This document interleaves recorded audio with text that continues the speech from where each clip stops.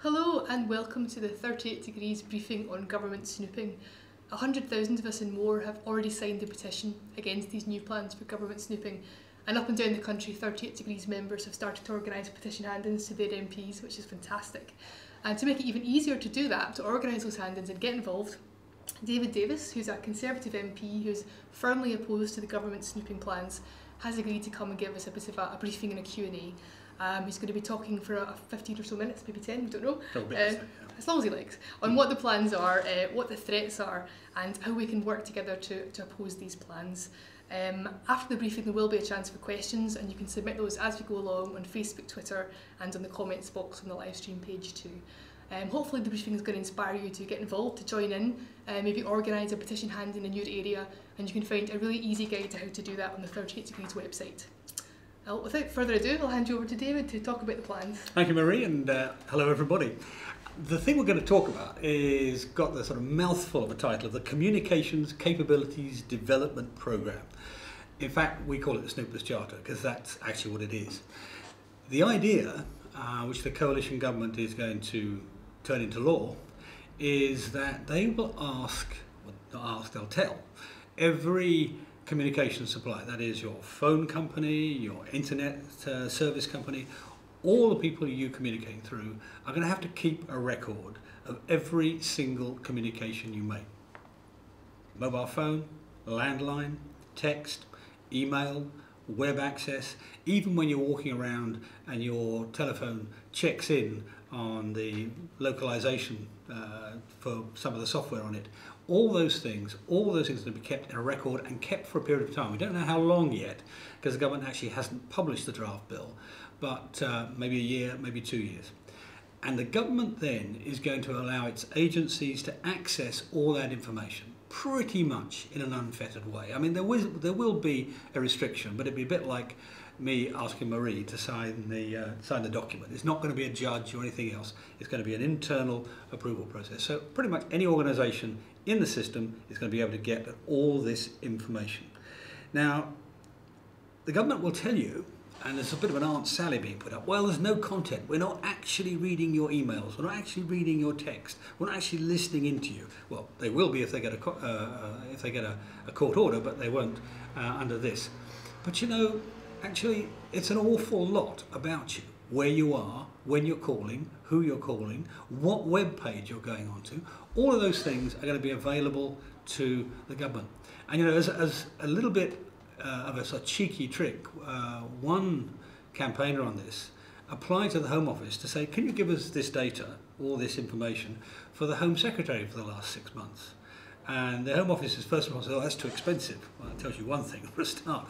And then when the person was talking about cutting down the request, they said, well, you do understand this information is personal, which sort of makes the point. Quite is what I thought of that. Now, why are they doing it? The argument the government's putting up is that this is to help them prevent terrorism, catch terrorists, catch paedophiles, catch gangsters. Exactly the same arguments that were put up when the government was putting in place the extradition treaties. Remember the extradition treaty that ends up trying to extradite Gary McKinnon or Chris Tappin, you know, pensioner, and in fact very few terrorists or paedophiles or gangsters actually get extradited in that. But that's always the argument. This terrible, fearsome criminals are going to be caught by it. Of course, that won't work. Because actually, I could teach you in 5 minutes. I could spend 5 minutes a day telling you how to avoid all of this. It's a bit onerous, but you get a SIM card that's prepaid. How are they going to know who that is? Use an internet cafe. Use an alias in an email, johnsmith@gmail.com. Use proxy servers. There are ways around this. And you can bet your bottom dollar that the people who really a serious threat to the state, a serious threat to your security, they're going to do that. So what we're going to have? We're going to have scrutiny of 60 million people, the vast majority of whom are going to be innocent. I mean, basically, this is turning our country into a nation of suspects. So that's the basic idea. Now, does it matter? Well, of course it matters. I mean, our privacy is one of our fundamental freedoms. It's one of the things that actually makes us who we are. And in other countries, in Germany, this almost exact same law has been struck down by the Supreme Court. In the old Czech Republic, not Czechoslovakia, in Czech Republic, it's been struck down by the Supreme Court. Why? Because it's an invasion, a serious invasion of people's privacy. Will it actually help to deal with terrorism? Well, I told you they can all get around it if they try to, but there's also another problem. The only reason that I can think of to explain why they want this unfettered access to all this data is what's called data mining. Basically going out and fishing to try and find people who are terrorists or gangsters or whatever. But actually, that's not a very clever trick. You're looking for a needle in a haystack anyway, and it's turning into a field of haystacks. What it will do is generate lots of what they know in the jargon as false positives, or what you and I might think of as miscarriages of justice, where somebody who's not actually guilty of anything gets put under surveillance, gets tracked down, and maybe even gets wrongly arrested. So it's going to divert all sorts of resources away from the real criminals, and it's not going to do a very good job of protecting us. So much so that actually when the Germans banned their own system like this, they closed it down, the police suddenly started getting a better result at solving internet crime. So all up, this is a bad idea in terms of our security, and it's a very bad idea in terms of our privacy. And the people who are going to be affected by it are you. It's the entire population. It's not one of those things that has an effect on a tiny number, it affects everybody. And therefore it's very important that you do what you can to persuade your MPs that this is a bad idea. And if you do it in enough numbers and logically and carefully and courteously but persistently, they'll be turning to the government saying, this is not a bill we want. Jeanette in Bromley asks, if this goes ahead, what guarantees will we have about who will have access to the information? Well, I suspect, I mean, the government's already been pushed back a bit because we've had a little bit of campaigning on it. 38 Degrees has been involved a bit already. And the government's been pushed back a bit, and they may be a bit nervous about that, and they may restrict it rather more now.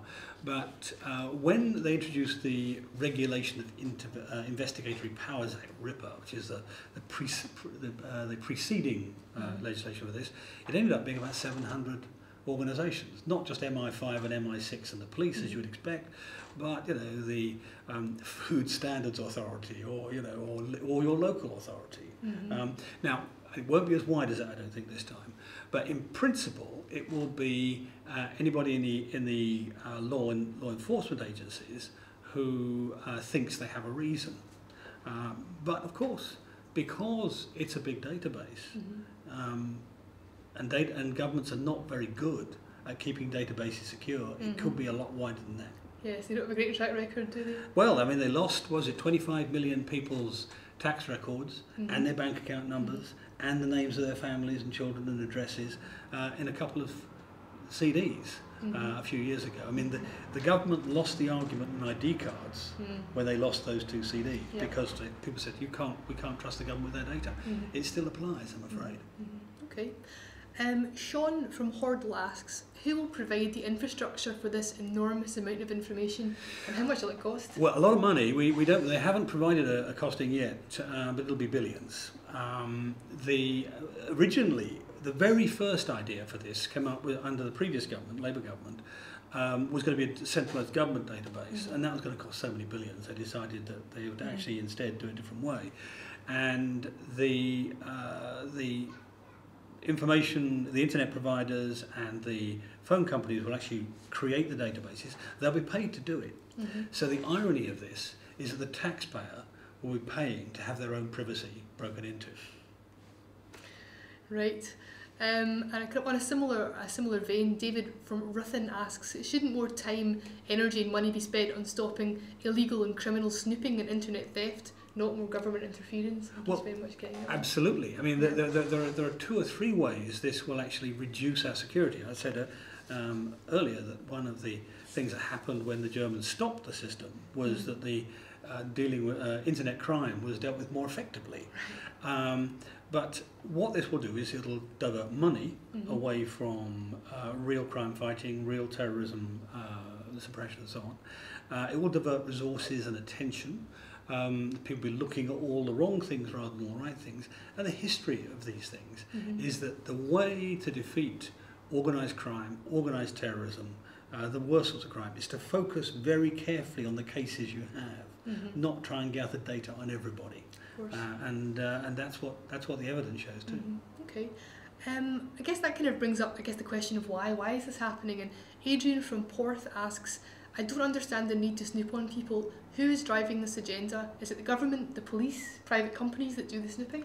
It's not the private companies. Let me actually let them off the hook straight away. I mean, one of the interesting things about this is that there was a consultation by the previous government, because both governments have come up with this, both the previous Labour government and the coalition government, which tells you something I'll come back to. But they did a consultation, and I saw some of the responses from some of the mobile phone companies and the ISPs, and they all hated it. Right. They hated the idea of effectively helping the government to snoop on their customers. So they didn't like it, and some of them, for example, ones with German parents, parent companies, of course, it's illegal in their home country. So it's not them. And funnily enough, it's not the politicians either, because not in the first instance anyway, because when the coalition was formed, they had an agreement, and in it they said, we will stop the unnecessary retention of data, internet data and phone data on people. So they'd attacked it themselves. What it is there are organisations within the government whose job, one of them is called the Organisation for Security and Counter-Terrorism, inside the Home Office. In the old days, like 5 years ago, when a mad idea comes up the Thames from MI5 or MI6 or whatever, it got to the Home Office has a mad idea and throw it out. Then they move this organisation inside the Home Office, the OSCT. And now, of course, it's their own property. So when an idea comes up, mad or not, from OSCT, the Home Office fights for it. So it comes from the agencies whose job principally is to deal with terrorism. Now, you can understand this. If I were a spook or a policeman, I would be looking for more powers all the time. The police wanted to have 90 days detention without charge, remember, before we threw that out. They wanted ID cards before we threw that out. And this is in the same category. And if you're a minister and a senior spook comes to you, a senior spy or counter-terrorism expert comes to you and says, well, Minister, if you don't give us these things, we can't guarantee the safety of the British public. Of course, the Minister gets a bit nervous. Now, of course, they can't guarantee the safety of the British public anyway, as we well know. You can't all protect an open society perfectly. But that's what's happening. It's basically people trying to give themselves tools. I think tools that will work against them, and certainly far more intrusive tools to poke into people's privacy than almost any other country in the developed world. Okay. Well, I think that's great. I think let's go to some questions that have been coming in live during the briefing. So Kevin Thomas asks, is this really going to make a difference? The government already spies on its citizens. Well, they do a bit, because we have this thing called RIPA, this Regulation of Investigatory Powers Act. They've all got very long-winded titles, these bills. Make them sound boring. So they sound boring. Well, actually, you may be right. They sound boring to put people off, but under that proposal, that act, it brought in 2000. Prior to that, you think back 30 years. How would you tap somebody's phone? Be a little man in blue overalls go into the local exchange and put some bulldog clips onto a couple of connections and tape it.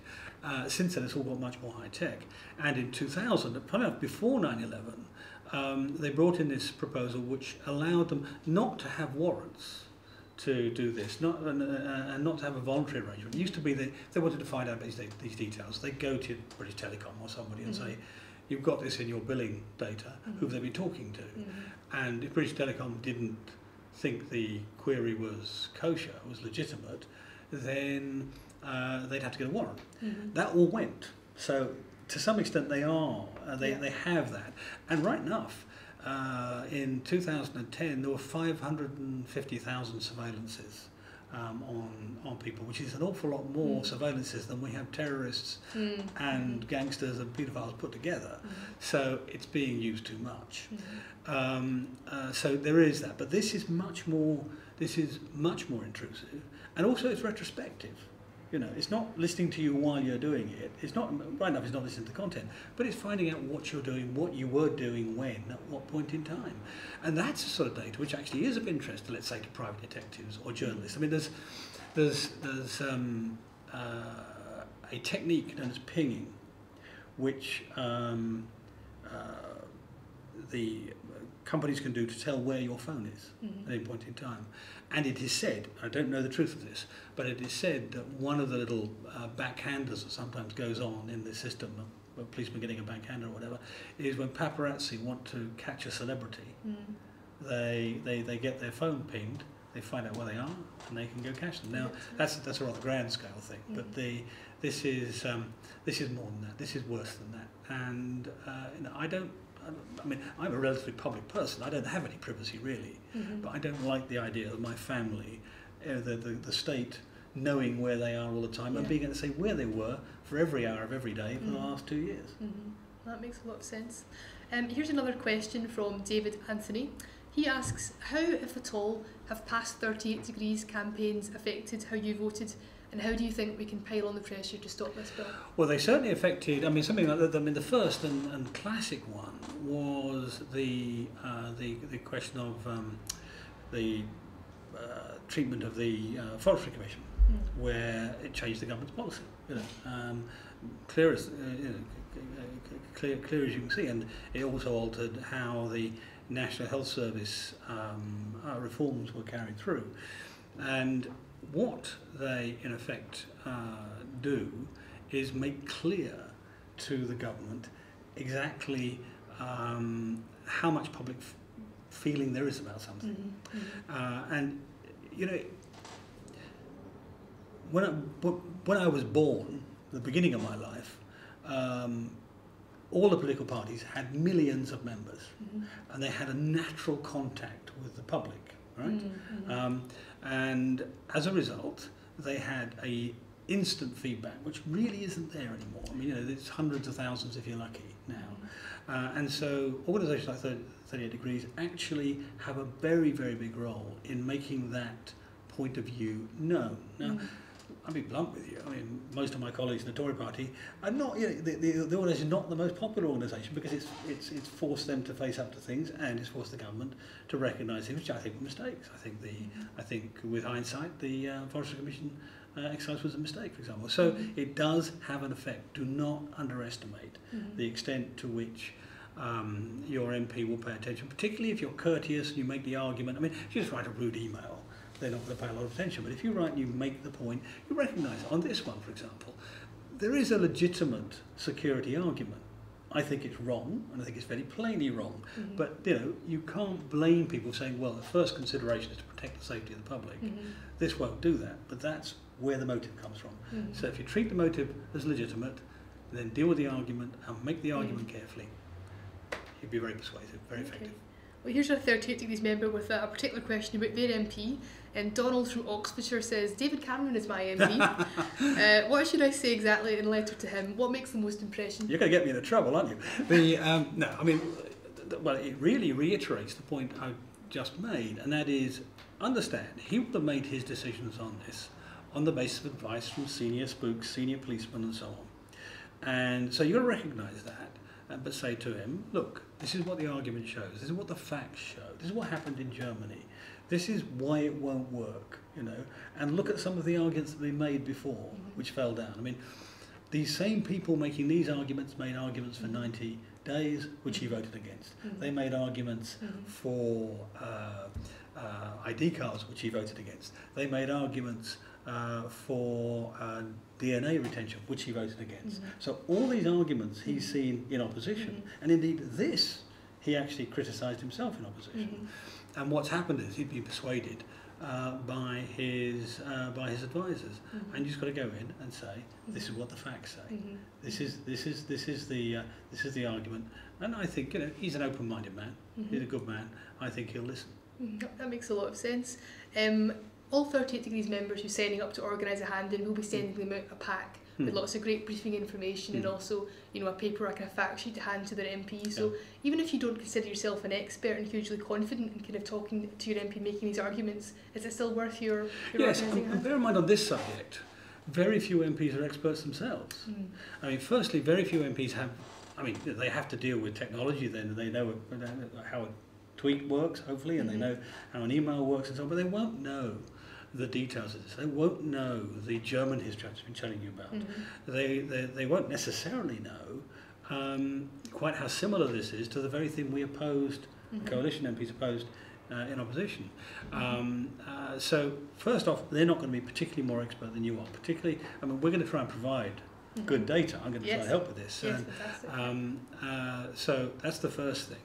The second thing is also, although you expect your MP to be well informed, and he will be, he's not going to be that much better informed than the Member of Public on counter-terrorism policy, you know, or on catching criminals, you know. So these are things which everybody has a legitimate view, and if you take a bit of time to inform yourself, be able to make a good argument on it. So I wouldn't be nervous about it. I mean, and actually, you know, it's actually quite a pleasurable process for an MP when somebody comes to see them and they've got a good argument and they're well informed.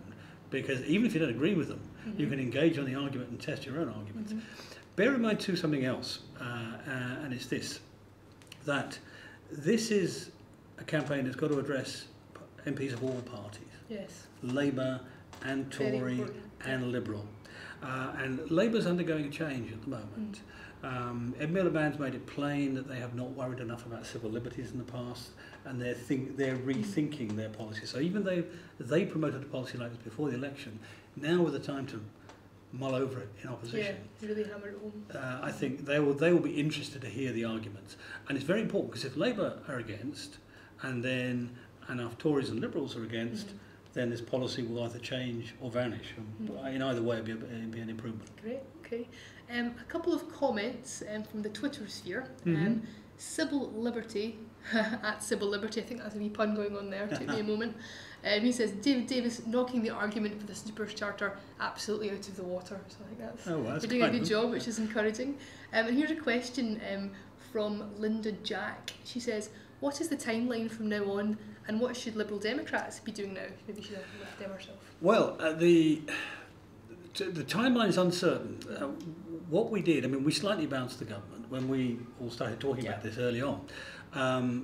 We caught them before they'd announced it, and we knew because they'd been going out and talking to internet providers and so on. And so we sort of dictated the pace of the game. And what's happened now is they've already said, well, we're going to have a draft bill, not a final bill.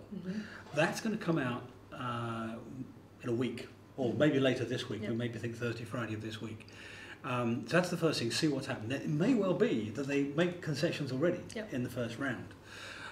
We'll then look at that, and next week I'll certainly give you guys any assistance you need from me to deal with that particular, what that bill is at that point.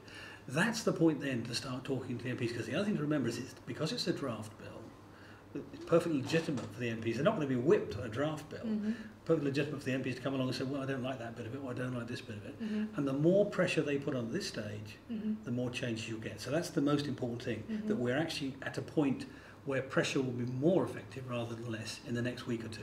Excellent. Okay, Paul from Todd Morden asks, if I can do one thing to stop this bill, what's the most single effective thing that I could do? Talk to your MP. Absolutely talk to him, or write to him, or whatever, and do it. I keep saying courteously.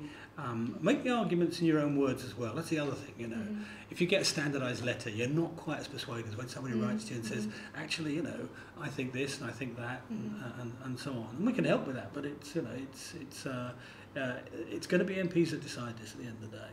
Absolutely. This is one of those ones. It's not really, in many ways, partisan. I didn't answer the question earlier about what the Lib Dems should do. I mean, innately, naturally, you'd expect a Lib Dem to hate this, you know. So they should be certainly have open ears to this, and some of them. I mean, I've been cooperating with Julian Huppert, who's also quite into technology. So, but go to them and make the point. You know, you didn't vote Lib Dem to get this sort of thing. Right, absolutely. Apparently, a lot of people online are asking about the cost and how much we can expect as taxpayers to be paying for these measures. They haven't told us yet, you know. And when it was first talked about, before the election under the previous government, there were all sorts of numbers were flying around. And the 2 billion I cited is the sort of minimum. But in practice, I think it'll be a lot more than that. Somebody estimated 12 billion. Now, I don't know whether that's right or wrong. But there's something else as well to remember. There'll be a cost for the setting up of the databases. There'll be a cost for the black boxes, because what's going to happen is every ISP is going to have a sort of black box, parasitical black box sitting on it, which does what they call deep packet inspection. Sounds terribly sinister. It means every single, if this is an email coming through, it'll have an address on it, and it'll have content outside, and it will read the whole thing, find the address, and drag it out. Now, if it's a Gmail, it's going to be different from a Hotmail. It's going to be different again from a Yahoo Mail, and different again from other webmails and so on. And so the software is going to have to change and evolve. So there's going to be not just an upfront cost of billions, there's going to be a running cost as well. A maintenance cost and decryption costs and all that. So it's going to be a permanent cost. As I say, basically what we're doing is we're going to be paying to invade our own privacy and frankly not improve our security. Okay, great. Apparently we've also got lots more questions coming in about your own plans for kind of opposing this and how we can help. Well, I mean, in the first instance, I mean, I've already, in the Queen's speech, spoken against it. And David Cameron was caught because he was sitting in the chamber when I came in, when I got up to speak, and he couldn't politely leave, so he listened to it. And very amusingly, I didn't see it. Somebody said he stuck his thumb up at the end. They obviously liked the speech, and it wasn't just about this. So I've already started the argument here. We've written about it a bit. It's been in the papers, as I said, about a month ago. And we'll just keep, I say we, it's not the royal we, it's not Jubilee weekend. It's myself and a number of other MPs who think this is a bad idea. In my own party and in other parties. We've had one other conference, actually. You were there, I think, was it? Yes, I came along to that to learn all about it. Yeah. And we've had one other conference, and we will continue to have conferences. There'll be other organisations involved, lots and lots of NGOs involved, and even specialist organisations like Big Brother Watch and so on. So there'll be lots and lots going on, and the most you can do to help me is to deal with your own MP, because that's the most important thing. I mean, I say it 100 times. They will pay attention if you make a good argument to them. Great, okay. Kirsty Suttle asks, how much support is there for your view amongst other Conservative MPs? It's mixed. There's quite a lot of innate support. The Conservative Party changed in the last 10 years. I mean, about a decade ago, it was quite authoritarian on these things. And, you know, if you wanted to get a cheer at party conference, you'd say something sort of quite harsh and authoritarian, and you get a big cheer. And then about 7 years ago, when I said, when we get into government, we will abolish ID cards, a standing ovation. Now, so it's altered over time. A lot of the Tory MPs who are lawyers by training see this as a problem, really do see this as a problem. Some of those, interestingly, who've had some exposure to intelligence, the ones who have been soldiers in Northern Ireland and so on, also see this as a problem. They know it doesn't work. So it's an interesting group, and it's growing. You know, it's growing. But most of them, I think probably the majority of Tory MPs haven't yet thought about it, not properly. And bear in mind, this is something, like so many of these security things, they sound like a good idea at first until you start thinking them through.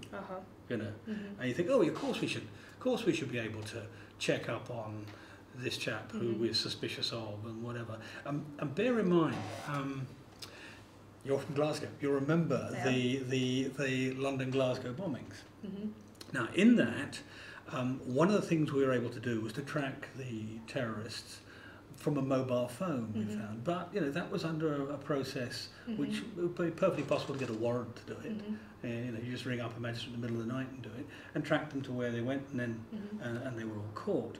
And people think, oh, well, isn't this just the same? It's not. This is much more intrusive. And when they start thinking it through, the number of supporters of our side of the argument will grow. That makes a lot of sense. Let's see some more questions from the ones who've had submitted in advance. Robin from Waterlooville asks, why is it necessary to remove privacy from all citizens when the effectiveness of snooping even on known terrorists has proved to be very poor? Well, it isn't necessary. I mean, you can understand, look, you can understand where the argument comes from. If you're a spook, if you're an officer in MI5 or MI6 or GCHQ, you've got this problem of finding this needle in a haystack. You've got lots of people who might be terrorists, a tiny, tiny number of them are, and finding them is very difficult. So you're hunting around for information. And even the smallest bit of information you try and use. Now, what happens, of course, it goes wrong. I mean, there have been some obvious examples. The Forest Gate, I mean, your members might remember the Metropolitan Police burst into a house in Forest Gate, somebody got shot by accident, and it all turned out to be a mistake, right?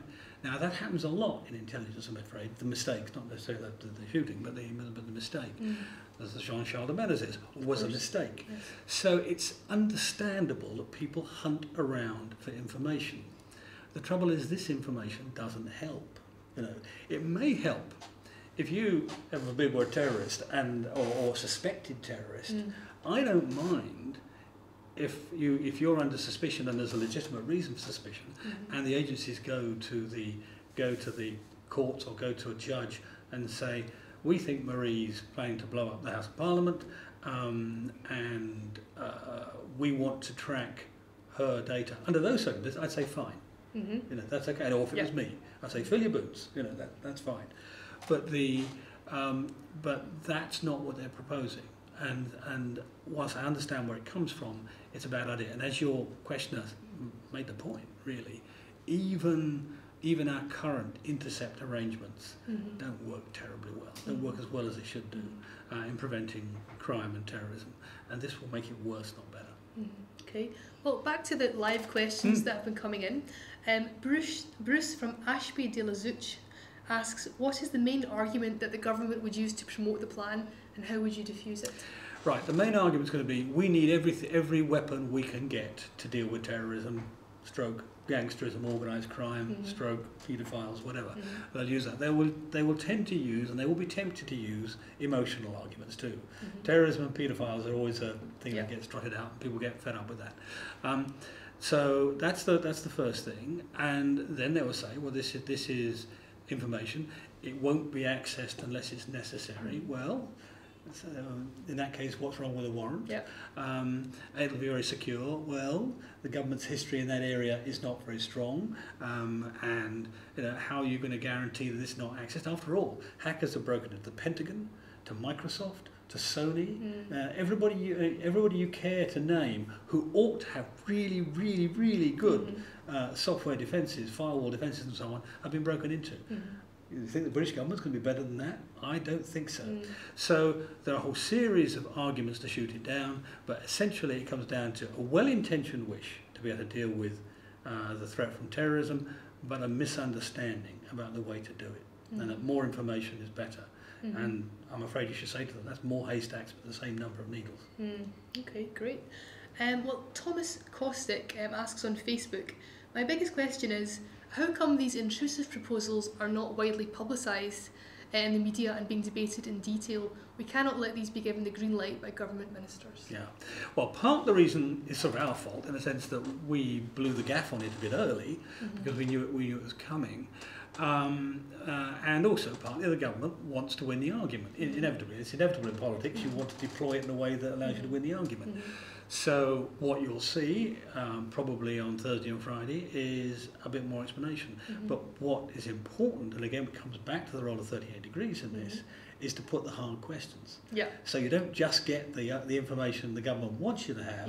You get the information that's necessary to say, is this going to work? Well, let's literally pin that down then. I mean, could you sort of suggest sort of the top 3 things that an MP is likely to say who's maybe not... He'll say, we need to defeat terrorism. Who's going to argue with that? He'll say, we need all the information we can get. To which the answer is, actually, the experience doesn't show that that works very well. Cite the German experience. When they shut down their equivalent of this, their effectiveness against online crime, the police effectiveness against online crime, improved. So, that doesn't suggest that having the system was working very well. And point out that if they get it wrong, they'll do two things at once. They will make everybody's privacy much less secure, even if the government behaves perfectly, right? Because it's insecure from other points of view. And secondly, it will divert resources from doing the job properly. And the proper job is to focus, is to find your suspects and focus on them very closely. The old adage, if you've got all your eggs in one basket, keep them there, keep a good eye on them. And what's the kind of response 38 Degrees members can give if the MP says, we've got to defeat terrorism, full stop? Well, fine, we agree. I agree. I mean, nobody in his right mind has ever suggested I don't want to defeat terrorism. Just this is not a very smart way to do it. This is a dumb way to do it. And the arguments, this argument will go backwards and forwards. And you say, fine, okay, you want to defeat terrorism? You explain to me precisely how this is going to do it. Explain to me why you don't need warrants to use this stuff. Why do you think that's a good idea? Explain to me how on earth you're going to protect this from being broken into. How on earth? Let's imagine I'm a terrorist for a second. I could even use it that way. If I could break into this, I could steal somebody else's identity. This might actually make identity theft easier, which therefore makes crime easier, makes subterfuge easier, makes masquerading as somebody else if you're a terrorist easier. So there are lots of ways this can go wrong. Yeah, there's a comment from Charles Matthews that really speaks to that. He says, good point, there is no such thing as a secure computer system apart from one that is switched off with a large screwdriver driven through the hard disk. And certainly one's not plugged into the internet, that's for sure. Indeed, thanks for that, Charles. I think that in terms of the process going forward, how does the European Court of Human Rights play into this? Terence from REPAM asked the question, is this invasion of our civil liberties and worthy of taking to the European Court of Human Rights? What will it cost those least able to afford it?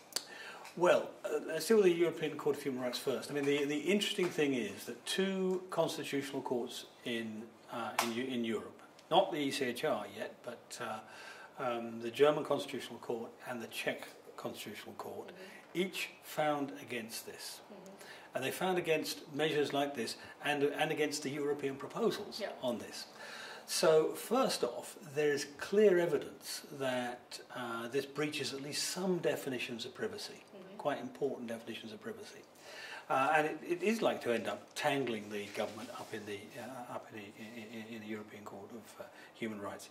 Now, if this goes ahead, certainly as it's currently defined, I would be surprised if at least one test case isn't taken to the European Court, and maybe a few test cases taken to other courts. Because remember, some of the companies that provide mobile phone or own mobile phone companies and ISPs, internet providers in this country, are owned by German companies who will have themselves a difficult constitutional problem, or American companies who have a difficult constitutional problem. So I think there's every chance that it will get very tangled up in human rights legislation, and actually on this occasion rightly so. Okay, some more questions are coming in on kind of the process of kind of going to see MPs, influencing MPs. So I think we've talked a lot about the kind of policy arguments that we can make in response to some of the things that MPs might say. Do you have any more sort of general tips for what makes an MP kind of respond well to constituents, and how effective is it, when an MP gets a meeting from local people? Oh, I think it can be very effective. I mean, look, it can go well and it can go badly. What makes it go badly? What makes it go badly is if you don't respect his point of view, because he'll start from a different one from you, probably in many cases. You've got to deal with the argument rationally and politely, persistently. Don't just be fobbed off. And MPs like argument. That's the thing people forget. That's why they went into politics. They go into politics. They like having a debate, an argument, not a row, but a legitimate and sensible argument. Face them with the facts. There are a lot of powerful facts in all of this. And the facts are on our side, not on the government side of it. So face them with the facts. So those things are very important. And also, don't be too shy about the argument. There will be some. One or two who are more expert than you are, but most of them won't be. Most of them will have the same common sense knowledge of the internet, knowledge of communication as you have. They'll have the same common sense perspective of terrorism. They will understand that privacy is important. They'll recognise that there's an interesting point about this. quite a lot of policies affect a very small number of people. Mm-hmm. Yeah, or even a large number of people, but not everybody. I mean, education policy tends to affect children and their parents. Health policy tends to affect people who are obviously who are either ill or elderly or very young, being given birth, that sort of thing. This affects absolutely everybody. Mm-hmm. Everybody, adult anyway, and actually mobile phones are younger and younger every year. So the effect of this is enormous. Mm-hmm. The political impact of this, in small p political impact of this, is enormous. So they will understand that leverage. They will understand that. And if you use it courteously, and you don't just go along and trot out the single argument, think it through for yourself, then I think you get taken very seriously. And that's, people, this organisation is about people power, and it's, so long as the exercise is civilised, nobody can argue with that. Yeah. And you shouldn't be alone as well. Hopefully we'll get lots of 38 Degrees members in everyone's area. Well, you were saying earlier, well. I mean, it took about 4 days to have over 100,000 sign up on the online. It's been amazingly fast. Yeah, it's been very fantastic. quick. And you see it through. I mean, the thing about the web community is they are well informed. They know their own environment. They're free thinking. All these things matter in this context. Yeah. And also, they're sophisticated about privacy. Because they manage their own privacy. What they choose to put on Facebook and what they don't choose to put on Facebook. What they choose to tweet and what they choose not to tweet. Those sorts of things. More and more people are very sophisticated about how personal information can be misused. And I think, again, the tide of history is with us on this. Great. Okay. Alicia asks, what do you think the odds are of winning this campaign? Will the government try to force it through regardless, like the NHS, or is this an issue where they might back down like Forest?